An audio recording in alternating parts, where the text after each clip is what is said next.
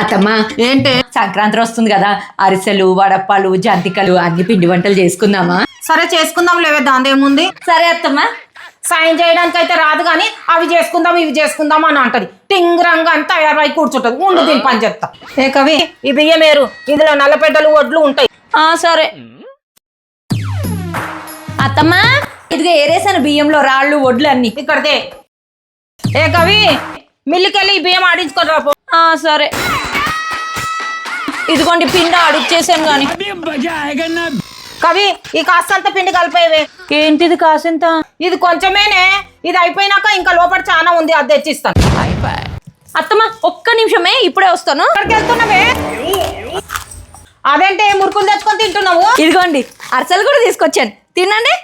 ఇంకా మన సంక్రాంతికి పిండి వంటలు అయిపోయినట్టే. ఇంకా మీరు ఏం చేయక్కర్లేదు అత్తమ్మా, ఖాళీ కూర్చొని టీవీ చూడండి మీరు కూడా.